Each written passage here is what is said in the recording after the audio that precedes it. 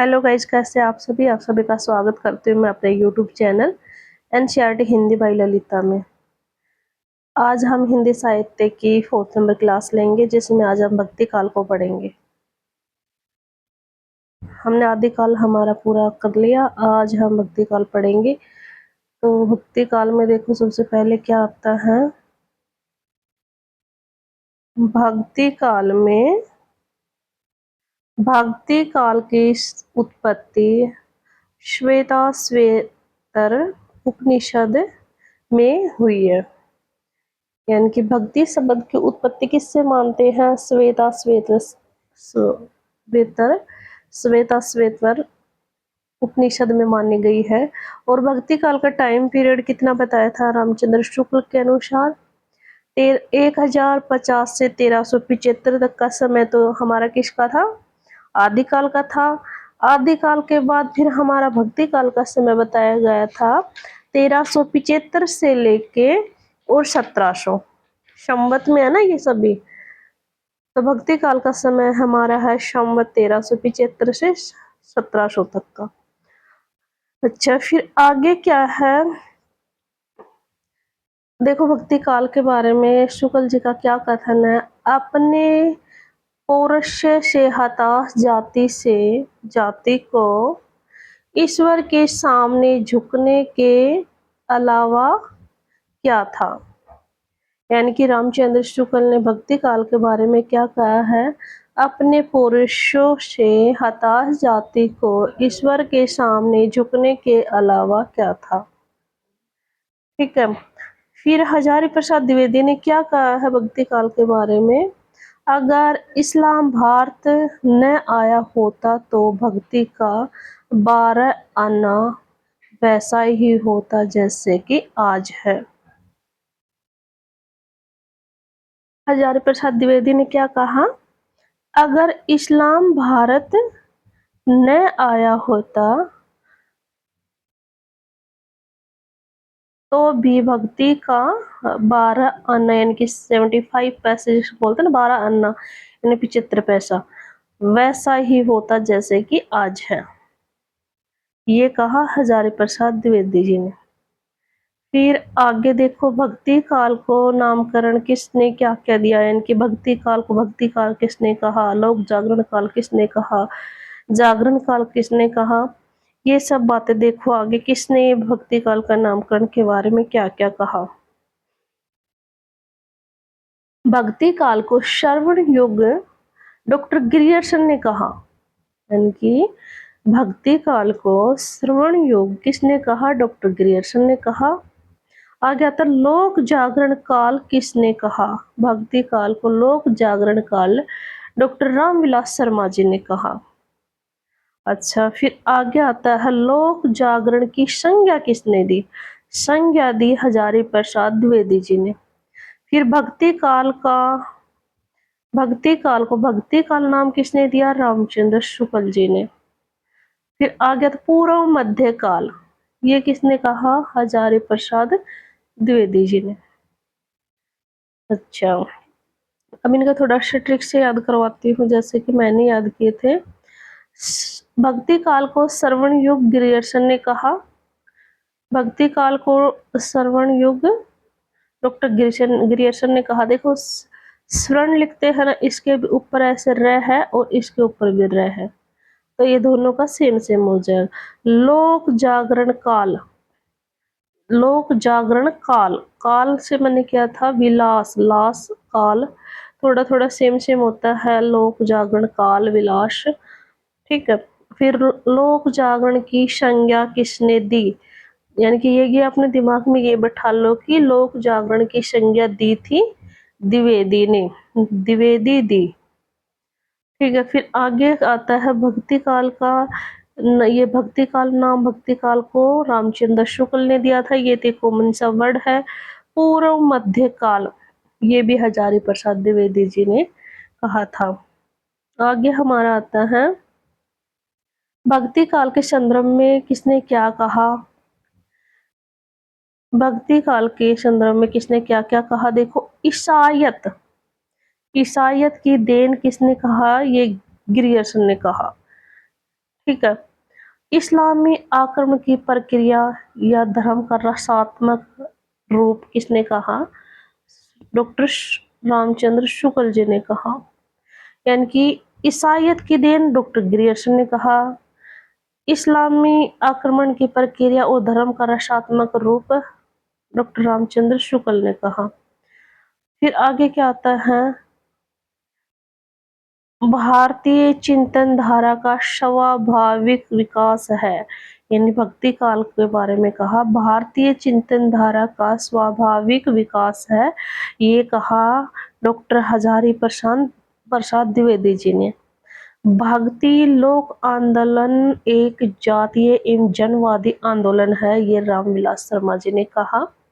भक्ति आंदोलन एक जातीय एवं जनवादी आंदोलन है, ये डॉक्टर रामविलास शर्मा ने कहा भक्ति काल के बारे में। फिर भक्ति काल को वही जो मैंने पहले बताया था कि भक्ति काल को हम 2 पार्ट्स में डिवाइड करके चलते हैं, जिसमें पहला आता हमारा निर्गुण, दूसरा आता सैगुण। निर्गुण को फिर 2 पार्ट्स में डिवाइड करते हैं, एक हमारा आता है संत काव्य, दूसरा आता है हमारा सूफी काव्य। यही से हम संत काव्य को हम ज्ञानाश्री भी कहते हैं, इसको सूफी काव्य को हम प्रेमाश्री कहते हैं। फिर जो ज्ञानाश्री या संत काव्य है, इसमें हमारे संत कबीर जी आते हैं, और जो सूफी काव्य या प्रेमाश्री आता है, इसमें मोहम्मद जायसी आते हैं। फिर आगे काव्य है जो भक्ति काल का दूसरा भाग सैगुन आता है, इसमें क्या है, इसको भी हम फिर 2 पार्ट्स में डिवाइड करके चलते हैं, रामाश्री और कृष्णाश्री। रामाश्री में क्या आता है? रामाश्री में तुलसीदास जी आते, कृष्णाश्री में सूरदास जी आते। यानी कि मान लो राम की रामायण आ गया, राम के बारे में सबसे ज्यादा किसने बताया? तुलसीदास जी ने, और कृष्ण जी के बारे में सूरदास जी ने। ठीक है। अच्छा, फिर संत काव्य है जो हमारा ज्ञानाश्री शाखा है कबीरदास जी, इसके बारे में देखो सबसे पहले कौन आता है और इसमें क्या क्या कहा गया है, किसके बारे में? संत शब्द का संबंध शांत शब्द से माना जाता है, यानी कि शांत किसे कहते हैं? वैराग्य, जैसे साधु संत होते हैं ना, वैराग्य। अच्छा, फिर क्या है? निर्गुण भक्ति का सबसे पहले उपासना किसने की? आगे आता है निर्गुण भक्ति की उपासना सबसे पहले किसने की? नामदेव जी ने की थी। अच्छा, नामदेव सैगुण प्लस निर्गुण उपासक थे, यानी कि उन्होंने सैगुण भी उपासना की थी और निर्गुण की भी उपासना की थी। अच्छा, ब्रज में वे ब्रज भाषा है उसमें वे सैगुण उपासक थे, और खड़ी बोली में वे निर्गुण उपासक थे। ठीक है। अच्छा, आगे क्या आता है? अगर आपको कहीं कुछ समझ नहीं आए तो आप मेरे पास कमेंट कर सकते हैं, मैं उसको दोबारा से अच्छे से पढ़ाऊंगी। अगर लैंग्वेज में, राइटिंग में कहीं दिक्कत है तो आप मुझे बता सकते हैं कि हमको ये समझ नहीं आया, तो मैं उसे बोल कर या लिख के भी बता दूंगी दोबारा। अच्छा, फिर देखो संत काव्य के प्रथम कवि किसे माना गया है? संत काव्य के प्रथम कवि किसे माना गया है? तो इसमें सभी विद्वानों का अलग अलग मत है, कोई किसी को पहले मानते हैं, कोई किसी को पहले मानते हैं। तो इसमें देखो कबीरदास जी को संत काव्य का प्रथम कवि कौन मानते हैं? रामचंद्र शुक्ल जी इनको प्रथम मानते हैं, हजारी प्रसाद द्विवेदी मानते हैं, राम स्वरूप चतुर्वेदी मानते हैं, और अन्य कई और लोग भी मानते हैं। यानी कि रामचंद्र शुक्ल, हजारी प्रसाद द्विवेदी, राम स्वरूप चतुर्वेदी और अन्य भी मानते हैं। फिर दूसरे नंबर पे आते हैं नामदेव जी। नामदेव को संत काव्य का प्रथम कवि कौन मानते हैं?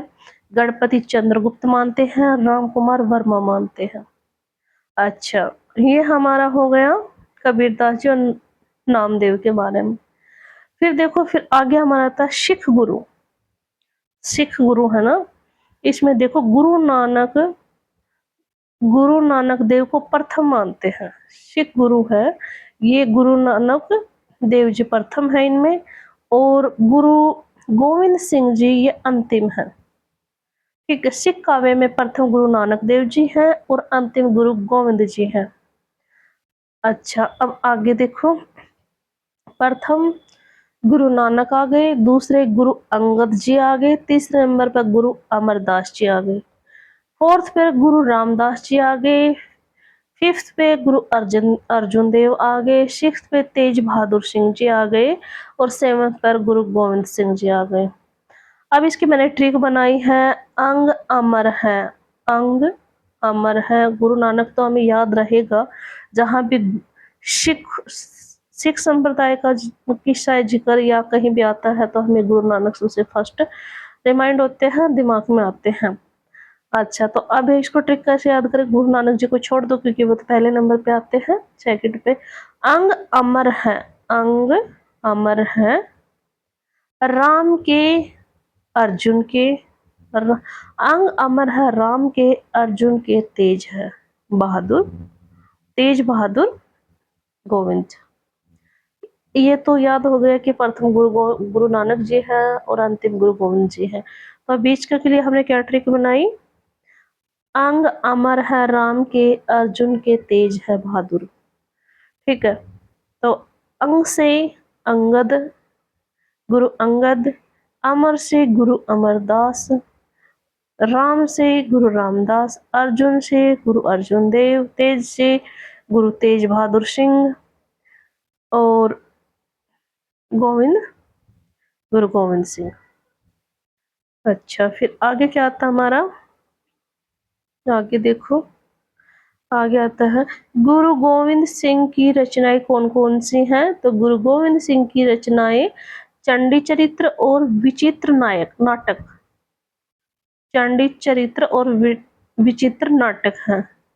चंडी चरित्र है ये दुर्गा सप्तशती का अनुवाद है, यानी कि चंडी चरित्र जो है ये दुर्गा सप्तशती का अनुवाद है। अच्छा, फिर आगे क्या है? गुरु गोविंद सिंह, गुरु गोविंद सिंह जी ने ही सिखों में चली आ रही गुरु परंपरा को खत्म किया था, यानी कि क्रिश्चियन बने की जो सिखों में गुरुओं में जो परंपरा चली आ रही थी, अब ये गुरु है ये गुरु है, तो गुरु परंपरा को किसने खत्म किया था? तो इसको किया था गुरु गोविंद सिंह जी ने, जो अंतिम गुरु हुए हैं सिख संप्रदाय के। अच्छा, फिर जो संत काव्य है उसकी विशेषता क्या क्या है? इन्होंने मूर्ति पूजा का विरोध किया है, इन्होंने जाति प्रथा का विरोध किया है, इन्हें बाहरी आडंबर है उनका विरोध किया है, इन्होंने गुरु की महिमा बताई है, ये रहस्यवादी थे, ये समाज सुधारक थे, इन्हें हठ योग साधना पर बल दिया है, हिंदू मुस्लिम एकता पर जोर दिया है इन्होंने, ब्रह्म ब्रह्म जीव आत्मा का अद्वैत का वर्णन किया गया है। एक मिनट देखो, ब्रह्म जीव आत्मा का अद्वैत का वर्णन किया गया है और इन्हें माया का विरोध किया है।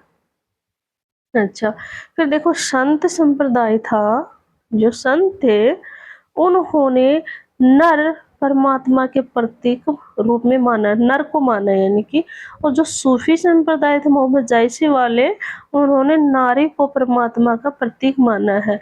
संत लोग थे उन्होंने तो नर को माना है, और लेकिन जो सूफी वाले थे, संत लोग थे उन्हें नर को माना और सूफी वाले थे उन्होंने नारी को माना है। ठीक है, फिर आगे हमारा क्या आता है? आगे आता है संत काव्य में शांत रस की प्रधानता है, यानी कि संत जो काव्य है उसमें कौन से रस की प्रधानता है? इसमें शांत रस की प्रधानता है। अच्छा, फिर आगे हमारे सबसे पहले हम कबीरदास जी के बारे में पढ़ेंगे। तो इसमें क्या आता है? कबीरदास जी का जन्म 1398 ईस्वी में हुआ था। इनके गुरु का क्या नाम था? गुरु रामानंद। इनके माता का नाम था नीरू, पिता का नाम था नीमा, यानी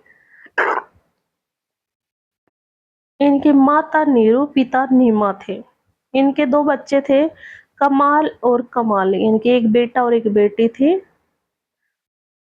कबीर के बारे में सबसे पहले पता किसमें चलता है?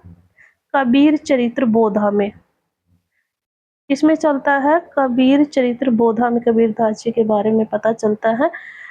इसका ये कब लिखा गया था? ये संवत 1455 में। अब पूछा जाए आगे कबीरदास जी की रचनाएं कौन कौन सी हैं, तो कबीरदास जी के मूलतः 3 रचनाएं मानी जाती हैं। बीजक, साखी शब्द, रामायणी। बीजक में है साखी शब्द रामायणी। रैमणी, रैमणी। ठीक है, फिर आगे क्या आता है हमारा, देखो आगे आता है बीजक को, एक मिनट, बीजक को धर्मदास ने लिखा था। बीजक को किसने लिखा था? धर्मदास ने 1464 ईस्वी में। बीजक कबीरदास की वाणियों का संकलन है, यानी कि बीजक में क्या है? कबीरदास जी की जो वाणियां थी उनका संकलन है। साखी में दोहे हैं, यानी कि साखी जो रचना है उसमें क्या है? दोहे हैं। शब्द में क्या है? गे पद। गे पद क्या होते हैं? जो गाए जाते हैं ना, वो पद होते हैं रामायणी। रामायणी में रामायण। आगे क्वेश्चन बनता हमारा, सभी कबीरदास जी की भाषा कौन सी थी? इनकी सद्दुकड़ी भाषा थी। शुक्ल ने इनको सद्दुकड़ी भाषा, इनकी भाषा को सद्दुकड़ी कहा है। और वाणी के डिक्टर भाषा हजारी प्रसाद द्विवेदी जी ने कहा, यानी कि वाणी के डिक्टेटर हजारी प्रसाद द्विवेदी ने कहा है। पंचमेल खिचड़ी इनकी भाषा को श्याम चंद्र सुंदर दास जी ने कहा है। अच्छा, रेडिकल सुधारक किसने कहा? बच्चन सिंह ने। अब इसको हम थोड़ा ट्रिकी से याद करते हैं। देखो, भाषा की सदुकड़ी, सदुकड़ी से शुक्ल, इनकी भाषा को सदुकड़ी शुक्ल ने कहा है। वाणी के डिक्टेटर द्विवेदी है। अच्छा, पंचमेल खिचड़ी, पंचमेल पांचों से मिली हुई, और ये क्या है? एक सुंदर खिचड़ी है। एक सुंदर खिचड़ी है जो पांचों से बन के मिलेगी, वो एक सुंदर खिचड़ी है। अच्छा, रेडिकल सुधारक, सुधारना किसको चाहिए? हम हर बच्चे को सुधारना चाहिए। रेडिकल हर बच्चे को सुधारना चाहिए।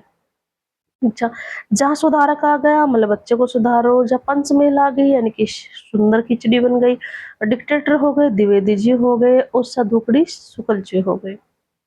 अच्छा, फिर पंचमेल खिचड़ी में 5 भाषाओं का सम्मेलन है, यानी कि इसमें पंचमेल जो खिचड़ी है इसमें 5 भाषाओं का मेल है। कौन कौन सी भाषाएं हैं? राजस्थानी, खड़ी बोली, पंजाबी, ब्रज और हिंदी। कितनी भाषाएं हैं इसमें? पंजाबी, राजस्थानी, खड़ी बोली, ब्रज और पूर्वी हिंदी। अच्छा, फिर आगे क्या आता है हमारा? आगे आता है साखी की भाषा। साखी की भाषा, इनकी साखी जो थी इसमें कौन कौन सी भाषाएं का प्रयोग किया गया है? राजस्थानी, खड़ी बोली और पंजाबी, 3 भाषाओं का प्रयोग किया गया है इसमें। शब्द में पूर्वी हिंदी और ब्रज का प्रयोग हुआ है, और रेमणी में ब्रज और पूर्वी हिंदी, यानी कि इन दोनों में तो सेम ही हुआ है। ब्रज और पूर्वी हिंदी का प्रयोग किया गया है, और साखी में राजस्थानी, खड़ी बोली और पंजाबी का प्रयोग किया गया है। फिर आगे हमारा क्या आता है? आगे आता है बीजक पर लिखा गया पहला टिक्का तिरजा है, यानी कि इनकी जो बीजक रचना है उस पर एक टीका लिखा गया था, वो किसने, वो क्या था? तिरजा। ये किसने लिखा था? पूर्णदास जी ने लिखा था। मुसलमानों के अनुसार कबीर का गुरु सूफी फकीद शेख तरकी है। इनकी मुसलमान कबीर का गुरु कौन मानते हैं? सूफी फकीद शेख तरकी। आगे क्या आता है? कबीर परिचय है, ये किसने लिखी? कबीरदास के ऊपर जो कबीर परिचय है ये अनंत दास जी ने लिखी। किसने लिखी? अनंत दास जी ने। फिर जो कबीर है ये किसने लिखी? कबीर एक रचना है, ये किसने लिखी? हजारी प्रसाद द्विवेदी जी ने।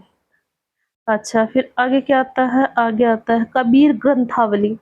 ये इसकी रचना किसने की? कबीर ग्रंथावली की श्याम सुंदर दास जी ने। किसने की? श्याम सुंदर दास जी ने। ये भी एक टीका ही है, कबीर ग्रंथावली ये भी एक टीका ही है, इसकी रचना श्याम सुंदर दास जी ने की। फिर कबीरदास जी के बारे में किसने क्या कहा? देखो, प्रतिभा इसमें, एक मिनट के लिए, प्रतिभा इनमें बड़ी प्रखर थी, इसमें कोई संदेह नहीं है। ये कहा शुक्ल जी ने कहा कबीरदास जी के बारे में कि इनके अंदर प्रतिभा प्रखर थी, भरी हुई थी, यानी कि बहुत ही ज्यादा थी, इसमें कोई संदेह की बात नहीं है, ये शुक्ल जी ने कहा। हिंदी में भक्ति काल का प्रथम क्रांतिकारी पुरस्कारकर्ता कबीर है। ये किसने कहा? हिंदी के भक्ति काल का प्रथम क्रांतिकारी पुरस्कारकर्ता पुरस्कारकर्ता पुरस्कारकर्ता कबीर है। ये किसने कहा? ये बच्चन सिंह ने कहा कबीरदास जी के बारे में।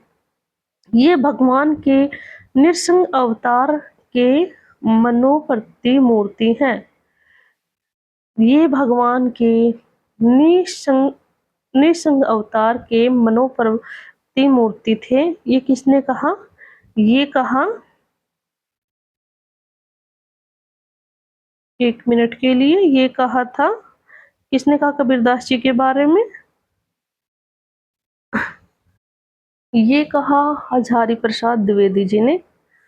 फिर आगे हमारे आते हैं सेकंड नंबर पर रैदास जी। कौन आते हैं? रैदास या रविदास इन्हें कोई बोलते हैं। इनका जन्म भी 1398 ईस्वी में ही माना जाता है। रैदास की वाणियों का संकलन इस संकलन रविदास की वाणी में किया गया, यानी कि रैदास की वाणियों का संकलन जैसे उनकी बीजक में किया गया था, ऐसे इनका रविदास की वाणी में किया गया है। इनके गुरु भी रामानंद थे, यानी कि कबीरदास जी के गुरु भी रामानंद जी थे और रैदास जी के भी रामानंद थे। अच्छा, फिर आता है हमारा हरिदास निरंजनी। हरिदास निरंजनी, इनकी रचनाएं कौन सी हैं? देखो, अष्टपदी, जोग ग्रंथ, हंस प्रबोध और प्रागदास। इनके गुरु है प्रागदास। तो इनकी रचना अष्टपदी, जोग ग्रंथ और हंस प्रबोध। एक बार फिर देखो, हरिदास निरंजनी की रचनाएं हैं अष्टपदी, जोग ग्रंथ और आगे है इनके गुरु हैं प्रागदास। रचना अष्टपदी, योग ग्रंथ, हंस प्रबोध। फिर आगे आते हैं गुरु नानक जी। आगे आते हैं गुरु नानक, सिख संप्रदाय के प्रवर्तक माने जाते गुरु नानक जी को। इनका जन्म ननवाना साहब तलवंडी में हुआ था। इनकी रचनाएं हैं आसा दीवार, जपूजी और हरि रहीरास, नसीहत नाम और सोहिला। कौन कौन सी हैं? आशा दीवार, जपूजी, हरिरास, रहीरास, नसीहतनामा नसीहत नाम है और सोहिला, इनकी हैं ये रचनाएं। इनको मैंने याद किया टिक से आसुरजन। इससे किया मैंने क्या? आसुरजन, आस से आशा दीवार, सो से सोहिला, रह से रहीरास, जैसे जपूजी और नैसे नसीत नाम। नानक ने जो कहा उसका सार तत्व जपूजी में मिलता है, यानी कि गुरु नानक जी ने जो भी कहा, गुरु नानक जी ने जो भी कहा उसका सार तत्व इनकी जो रचनाएं है जपूजी उसमें मिलता है। फिर आगे है ये सारी रचनाएं गुरु ग्रंथ साहिब में संकलित हैं, यानी कि इनकी जितनी भी रचनाएं हैं ये किस में संकलित है? गुरु ग्रंथ साहिब में संकलित है। फिर आगे हमारे आते हैं, कौन आते हैं? लालदास जी। अच्छा, फिर इनके गुरु हैं गदन चिश्ती। इनकी रचना है अवध विलास। फिर आगे बस इतना ही था क्या? हाँ, बस इतना ही थी आज हमारी पीडीएफ। आज हमने लालदास जी तक पढ़ा। आगे हम भक्ति काल को और पढ़ेंगे। हमारे जो जो कवि आएंगे उनको करते जाएंगे। ऐसे ही हमारी क्लास चलती रहेगी। अगर मेरी क्लास में कोई कमी दिखती है तो आप मुझे कमेंट करके बताइए। अगर क्लास पसंद आती है तो लाइक करो और चैनल को सब्सक्राइब करो प्लीज। तब तक के लिए आप सभी को मेरी तरफ से बाय बाय।